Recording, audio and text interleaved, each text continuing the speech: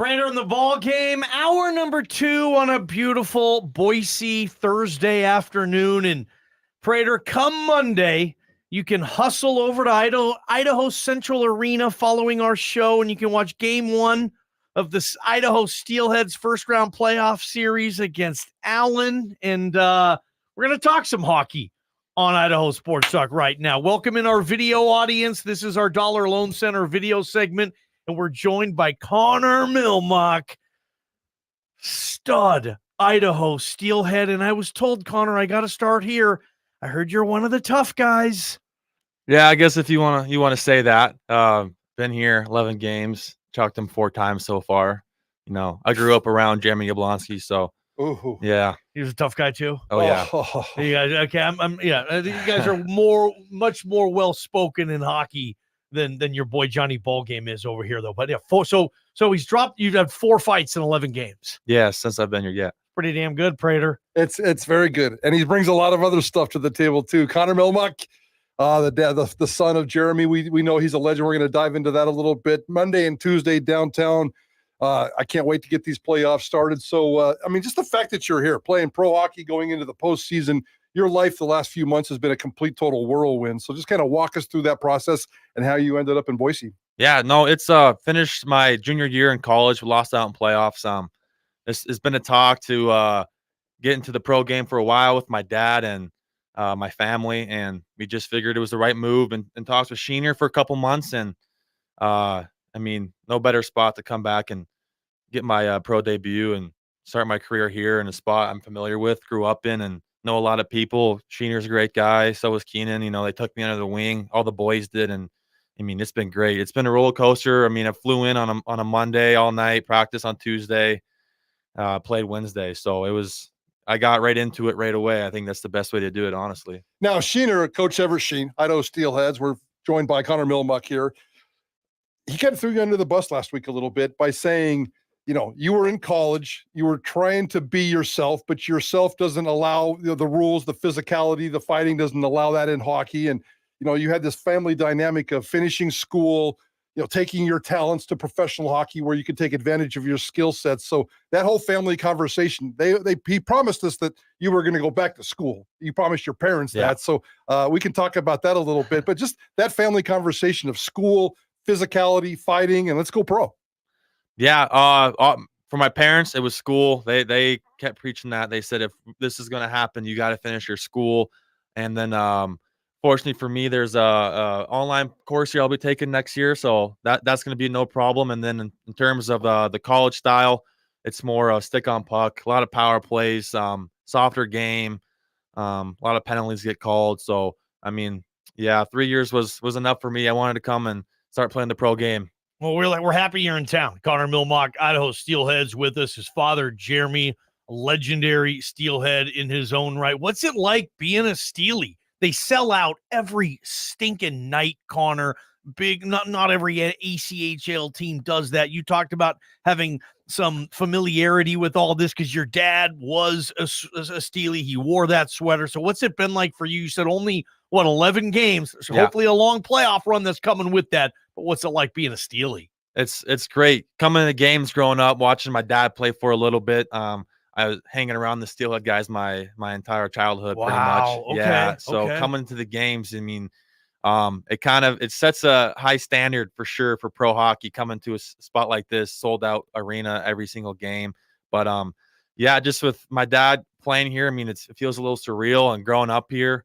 And my first game I was very nervous for sure. You were? Yeah, just seeing my dad's jersey hanging in the rafters. Yeah, they retired your dad's number. Yeah, man. Sold out crowd. It was great. That first shift, once you get through that first shift, it's nice. I think they moved that banner. I've been trying to figure this out. It's been driving me crazy, but I couldn't find it the other day, but that may have been more about a problem for me, but obviously it's still in there. It's really cool, and I don't want to dwell on the fight thing too much, but it's really cool when your dad or a hockey player shows up on hockeyfights.com. He's got his own page on hockeyfights.com. Your dad was a pretty good fighter. I don't know if you think he was good or bad or how you feel about him. I don't remember him fighting a ton, but I remember him being a very physical player with a lot of penalty minutes. So describe your dad's game from your perspective. Yeah, he was a defenseman.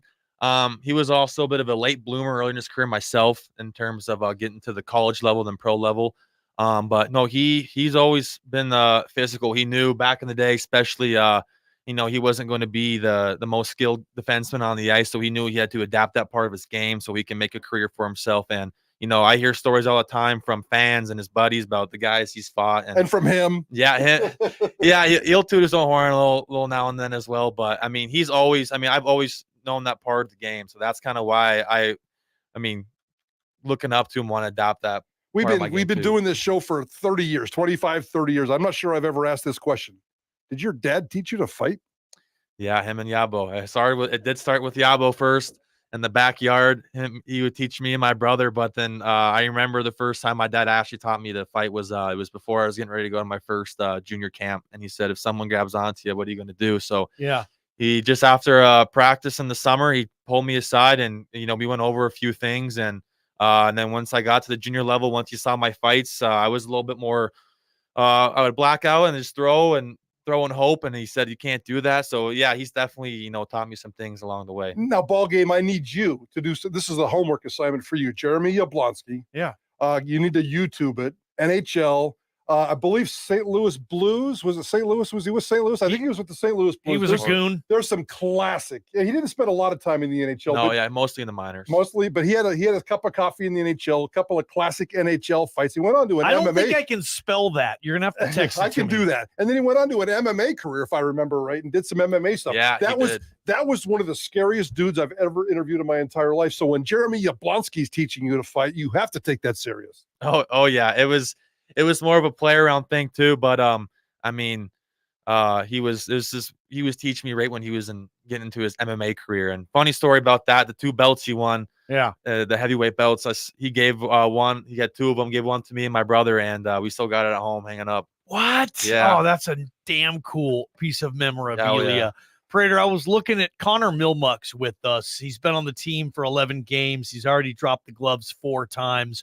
We'll see where the fighting goes for the playoffs. I know it's different mentality, but Connor, your right hand, I was looking at it. I think maybe after we shook hands, but it looks like either you got a bunch of scratches and stuff on there. And I don't think that's from a kitten or anything playing with it.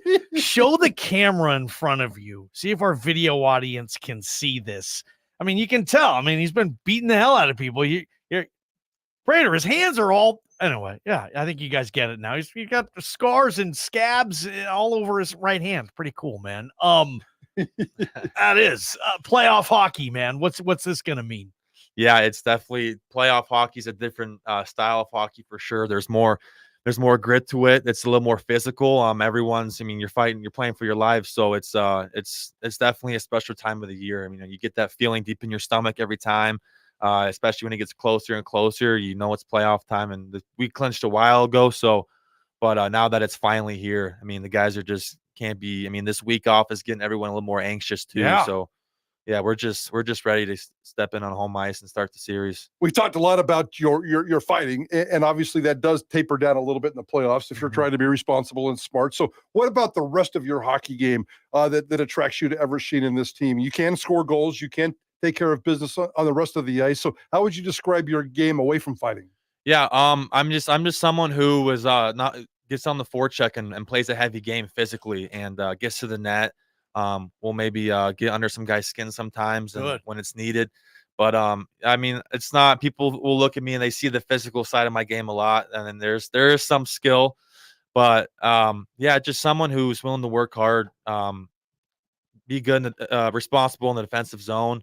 Make sure pucks are getting in and out, and keep my job is really simple, to be honest. I mean, it's just what he needs me and my line mates to do is to just be simple and play hard and bring energy. How do the fights? How do they happen? I mean, do certain guys come up to you before, during a game or whatever and say, "Dude, I heard you think you're a tough guy. I want to fight you at this point. Are you willing to fight me?" Or do you kind of just kind of nudge at people and kind of the frustration builds up to more, okay, I'm going to kick this guy's ass now? Like, how does it all start? Probably a bunch of different ways. Yeah, there's a lot of ways, but I mean, mainly sometimes it's sticking up for a teammate or someone else coming in to stick up for their teammate. So if there's a big hit, usually a reaction can be drawn depending on, what kind of players are on the team. And then there's also, I mean, guys are also aware of, who's like the guys who are willing to fight on each team. So guys will, I mean, we got the game notes every time. We'll see who is playing. So if there's someone on the team that's fought a couple times during the year, that's how my last 2 fights happened. Okay. I just in warm-ups went up to him and asked him, and we wanted to get it done first shift right away. So how do you ask him? Like, I'll be the guy. I'm the other guy. Hey, how you doing? Connor Mylymok. Yeah, I thought you were a tough guy. Literally, I went up to him on the red line. I just tapped him. I said, "You want one tonight?" And he said, "Yeah." And I said, "First shift, get it done with. Get the fans into the game and get the boys riled up." And he was down. I mean, it's always nice when you get someone who's willing to do it just how you want it. Some dudes say no. Yeah, there's always the guys who say no. I mean, there's desperate times when we'll be down, and I'll go and there may not be a tough guy on the team, but I'll go over and try and I'll ask someone who I'm just kind of a prayer and a hope, but it doesn't always happen. He's a courteous fighter. He asked for permission before. And, that is just such an odd. He knows the rules. Yeah. And Johnny Ballgame here is he's constantly questioned about hockey fighting, and I kind of get it sometimes. I mean, I love hockey and fighting. I mean, that line brawl in the NHL game the other day, 2 seconds into the game was that Rangers Devils? Yeah, I think so. That was kind of silly, and all that. Obviously, all that stuff is prearranged, just like you were talking about here. If somebody says no, and something really ticks you pregame, and something ticks you off during the game, have you ever gone after that person still? No, I mean, a respect factor? Yeah, it's not really. I mean, maybe it's not so much respect, but it's I don't want to get a dumb penalty. Go after a guy and jump him for no reason, puts the team 2 to 4 minutes down, put their team down in the box. So I mean, if it's clean, if there's a clean time to do it, then you take advantage of it. But you don't want to be 30 unless the game's just completely out of hand, and then that's a different story. But usually you don't see those type of games happen anymore in today's game. I'll tell you this: if I was a player for a team that my dad played for and that my dad's number was retired with, I would ask that team, can I wear my dad's number? And I would expect my dad would probably say, yeah, it would be an honor if my son would wear my number. I see you were number 11 for the Idaho Steelheads.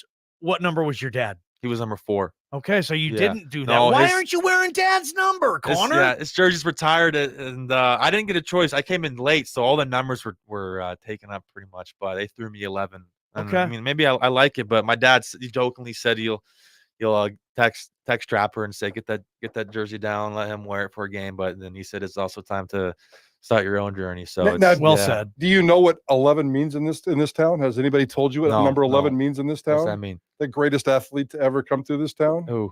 Kellen Moore, the Boise State quarterback, the Fiesta Bowl winning quarterback. Or no, it wasn't. He wasn't the Fiesta Bowl. Yeah, he won a Fiesta Bowl. Well, he did win a Fiesta Bowl. He wasn't the one. Yeah, but the winningest quarterback in Boise State or college football history, number 11, and we just refer to him as number 11 around here. So okay, you keep it up, we may have to change that. Okay, although maybe next year you'll go to number 4. Maybe 44. Oh, yeah. You go your dad's 4, and then you add Junior on here. Now it's 2 4s coming at you in the form of 44, kicking your ass, Seabass. I like it. Connor Mylymok with us.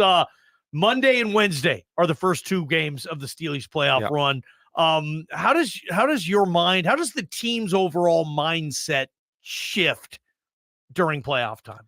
Guys, I mean, their routines will stay the same, but practice intensity will pick up a little bit more for sure. Especially with this week off, we've been doing a little more drills, practice a bit longer, more intense, some battle drills in there. So it's just a little bit more intense, I would say. Being the new guy, have they filled you in what happened last year with the great regular season run, a nice postseason run, and then it just came up short in the finals? And there's a lot of motivation in that room right now, from Sheener on down to the janitor in the building. How much of that has been spit into your head, and how much are you buying into that motivation? Yeah, I mean, I followed the Steel. I've always followed them a bit growing, just because they always grew up here. So I knew they were having a really good year last year. I saw their run, and I mean, they came up short, but I mean, it's definitely has been taken into this year. Sheener had a little talk before practice the other day, unfinished business. So take that. I mean, just keep that in the back of our minds and how far we came from last year, but also, I mean, we want to have a new start right now and start a new journey for the guys here. He comes on the show all the time, and we love having him on, but he's kind of level-headed and smooth and not emotional. Does he have a mean streak to him? Yeah. He's a very he's definitely a calm guy for sure. I mean, you're right, but I have seen him flip the switch one time in Utah. It was a little bit surprising, and guys in the locker rooms don't really see it either. So, but I mean, he can turn on if he really needs to, but I mean, he's a very calm and cool and collected guy for sure. Hey, man, this has been awesome. Number 11, you guys, all these Steelhead fans listening who are going to listen to every game right here on KTIK, but also get to the Idaho Central Arena and watch Connor Mylymok and the fellas hopefully hoist that Kelly Cup once again for the Idaho Steelheads. That'd be a memorable moment. Yeah. Connor, really appreciate the love today. Thank you. Idaho Steelheads again, every game right here on KTIK, the ticket. Let's get to our NFL draft series today. Well, what other position we'll be talking about other than running backs? We talk NFL draft next on Prater and the Ballgame. From the Beacon Plumbing Traffic Studios, this is Ticket Traffic.